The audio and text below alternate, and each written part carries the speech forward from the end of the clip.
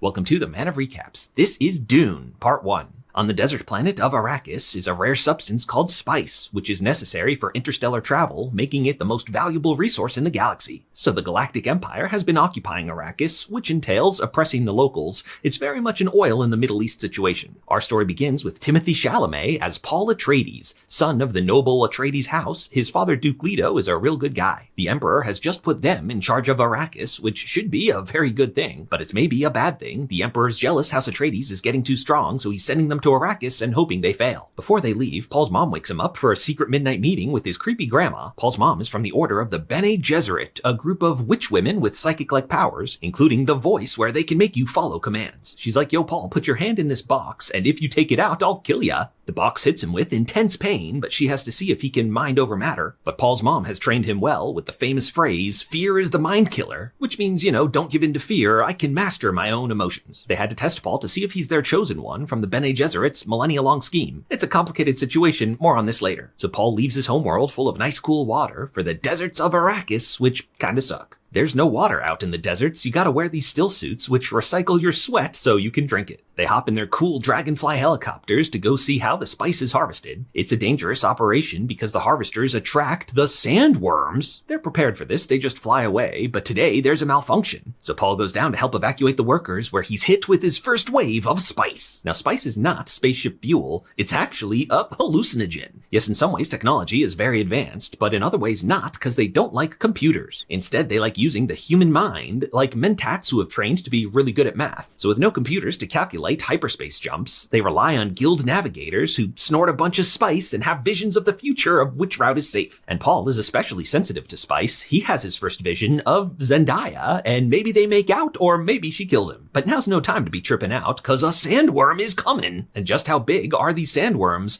Incomprehensibly large. So to survive on this world, House Atreides will need to cultivate desert power. And no one knows the desert better than the locals, the Fremen, who have cool blue eyes from exposure to spice. They have a very unique culture, like spitting is polite. Thank you for sharing your body's water with us. Duke Leto's like, hey, I'm gonna change things around here. No more oppressing you, I want us to be friends. But this guy's like, I'll believe it when I see it. The former ruler of Arrakis was House Harkonnen. Real bad people who oppressed the Fremen hard. Baron Harkonnen didn't want to give it up, because he who controls the spice controls the universe. But he made a secret deal with the Emperor, who's loaning him some of his elite troops, the Sardaukar, and they launch a sneak attack on House Atreides. Now they don't use guns in this world either, they're all about hand-to-hand combat. It's because they all have energy shields that deflect anything fast like a bullet. So everyone trains in knife fighting where you can get in close for a good slow hit. So House Atreides is overwhelmed and Baron Harkonnen's retaken Arrakis. He's a real chunky guy, but he uses anti-gravity tech to float around real creepy-like. He had an inside man here, the Atreides doctor, but he only helped the Harkonnens because they kidnapped his wife, and so he left Duke Leto a secret. Yes, it's the poison tooth sneak attack. But Baron Harkonnen survives with a nice healing oil bath, and by the way, his nephew is Dave Bautista. Meanwhile, Paul and his mom were captured. They knew to gag her, but she had been training Paul in the voice, and he's able to do it well enough. They escape, but they have no home to go back to. But there is one Atreides survivor, their best fighter, Duncan Idaho. He picks up Paul and his mom, and they seek shelter with a local scientist who's trying to terraform Arrakis to not be a desert. But the Sardaukar find them, so Duncan Idaho makes his epic last stand, takes all these guys out,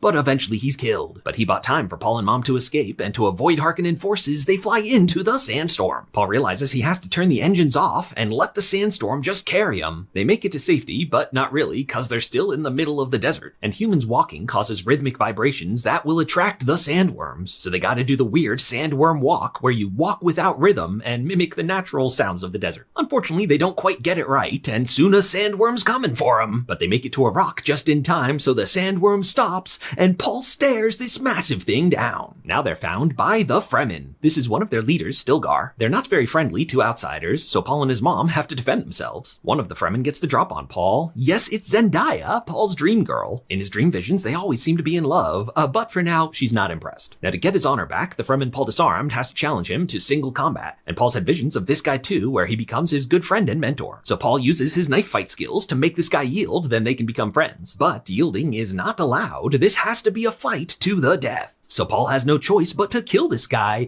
and he realizes his visions are not set in stone. So the general plan is to get off-world. If they can expose that the Emperor took sides against a noble house, they can unite the other noble houses against him and avenge their House Atreides. But now Paul's like, actually, I gotta stay here. My road leads into the desert. Earlier, Paul had his biggest vision of an epic battle where the Fremen united against Imperial forces, and Paul was leading them. So that's his best plan to avenge his father. But the vision went on to show him leading that army of Fremen across the galaxy in an endless bloody war, so he wants to avoid that part if possible. But why would the Fremen follow Paul anyway? Well, this goes back to the Bene Gesserit Chosen One thing. 1,000 years ago, they seeded this prophecy of an off-world messiah, and Paul seems to fit all the signs. So Paul and his mom are heading off to a Fremen city, a siege. But it's a long walk through the desert. The Fremen have a faster way to travel. They frickin' ride on the sandworms! And that's where we leave Paul Atreides for now. We'll pick up there in Dune Part 2.